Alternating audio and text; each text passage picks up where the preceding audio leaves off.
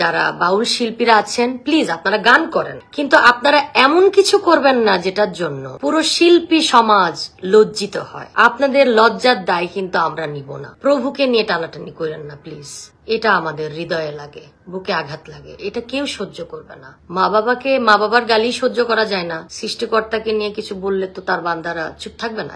আপনাকে এতটুকু পারমিশন কেউ দেয়নি। সৃষ্টিকর্তাকে, রাসূলকে বাজেভাবে অপমান করা হচ্ছে। পুরো শিল্পী সমাজকে কলঙ্কিত করবেন এই ক্ষমতা কিন্তু আপনাকে কেউ দেয়নি। আপনার জন্য আমরা এরকম কলঙ্ক নিতে পারবো না। স্লিপ অফ টাং, কথা বলতে বলতে আমরা মাঝে মাঝে মিস্টেক করে ফেলি, কিন্তু ওনার ভিডিওটা দেখার পরে আমার একবারও মনে হয়নি যে this is slip of tongue বা সে ভুলভাল উল্টাপাল্টা কিছু বলে ফেলেছে। আমি বুঝেছি সে উনি নির্দ্বিধায় ব্যাপারটাকে খুবই একটা মনে হচ্ছিল যেন উনি কৌতুক করছেন। আসলে কি এটা কৌতুক করার বিষয়? দেখেন, সৃষ্টিকর্তা অবধি আপনি তখন আসবেন, তার আগে আমি আমাদের এই জগৎ সংসারের দুটো কথার সংজ্ঞা দিই। আপনি আপনার কাছের বন্ধু বা আপনার কাছের মানুষ কেউ যদি আপনার বাবা মাকে তুলে গালি দেয়, আপনি কি এটা সহ্য করতে পারেন?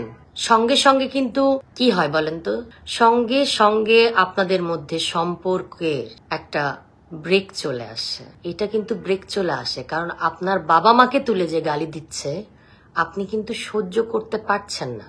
ইনফ্যাক্ট হাজবেন্ড ওয়াইফ তাদের সম্পর্কের মধ্যেও যখন বাবা মাকে প্রসঙ্গ নিয়ে খারাপ পর্যায়ে চলে যায়, গালাগালি পর্যায়ে চলে যায়, তখন না পারে একটা মেয়ে সহ্য করতে, না পারে একটা পুরুষ সহ্য করতে।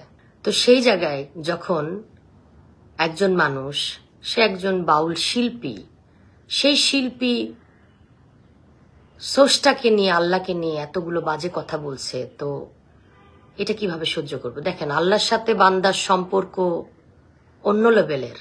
এটাকে নিয়ে সংজ্ঞা দেওয়ার মতো ক্ষমতা আমার হয়নি, আমি অত বড় পর্যায়ে যাইওনি। তবে আমি বলবো যে সৃষ্টিকর্তার সাথে বান্দার যে সম্পর্ক সেটা কিন্তু একেবারে অন্যরকম, সেটার সাথে কোনো কিছুর তুলনা করা যাবে না।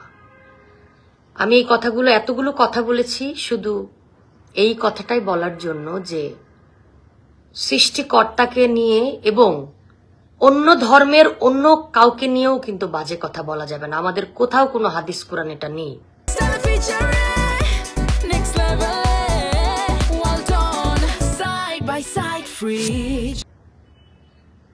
এটা নেই, আমাদের আল্লাহ পাক বলেননি, আমাদের রাসূল সেই শিক্ষা দেননি। এখন আমাকে অনেকে বলতে পারেন যে আপনি তো বুরকা পরেন না। আমি আমার কাজ আমার মতো করছি। আমি একজন শিল্পী হিসাবে আমার কিছু ভক্ত শ্রোতাদেরকে কথা বলছি যেটা আমি জানি। আমি আমার দায়িত্ব আমার জায়গায় পালন করছি, আপনি আপনার দায়িত্ব আপনার জায়গায় পালন করেন।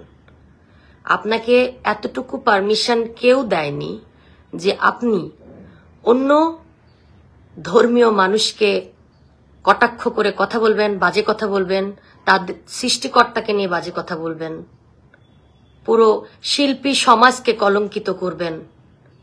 এই ক্ষমতা কিন্তু আপনাকে কেউ দেয়নি। আপনার জন্য আমরা এরকম কলঙ্ক নিতে পারবো না, এরকম কলঙ্ক আমরা গ্রহণ করব না।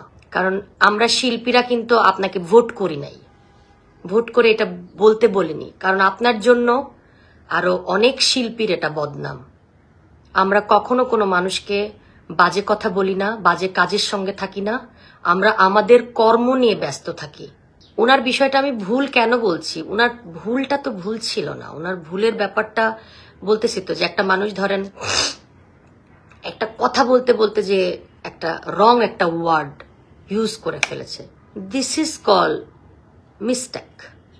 কিন্তু এখানে তো খুব রসালো করে, অপমান করে, বাজেভাবে সৃষ্টিকর্তাকে, রাসূলকে বাজেভাবে অপমান করা হচ্ছে।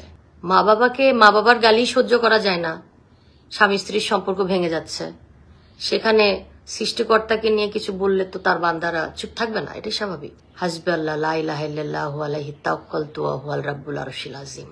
সো ওই অবধি প্লিজ যাবেন না। যারা বাউল শিল্পীরা আছেন প্লিজ আপনারা গান করেন। আপনাদের গান করতে নিষেধ করা হয়নি, আপনারা গান করেন, মনের ভাব প্রকাশ করেন, কিন্তু আপনারা এমন কিছু করবেন না যেটার জন্য পুরো শিল্পী সমাজ লজ্জিত হয়। আপনাদের লজ্জার দায় কিন্তু আমরা নিব না, আমরা কিন্তু নিব না। আপনাকে যতটুকু সম্মান করতাম গানের শিল্পী হিসাবে, আপনি যখন আমার আল্লাহকে নিয়ে কথা বলেছেন তখন কিন্তু আপনার প্রতি আর ভালোবাসা নেই। দেখেন, আমরা ভুল করি, আমরা মানুষ ভুল করি, সবাই ভুল করে, আমিও ভুল করছি, প্রতিনিয়ত আমরা ভুল করছি, কিন্তু তারপরেও আমরা কিন্তু আশা রাখি। কি আশা রাখি বলেন তো? যে আমরা সৌদিতে যাব, আমরা হজ করে আসব, আল্লাহর কাছে তওবা করে আসব, একটা আশায় থাকি কিন্তু আমরা সবাই যে আল্লাহ পাক আমাদেরকে মাফ করে দিবেন। আল্লাহ পাক বলছেন তো, বান্দা তুমি মাফ চাও, তুমি তওবা করো। তো যার কারণে আমি এতটুকুই বলতে চাই যে আমাদের প্রভুকে নিয়ে টানাটানি করেন না প্লিজ। এটা আমাদের হৃদয়ে লাগে, বুকে আঘাত লাগে, এটা কেউ সহ্য করবে না, কেউ সহ্য করতে পারবে না।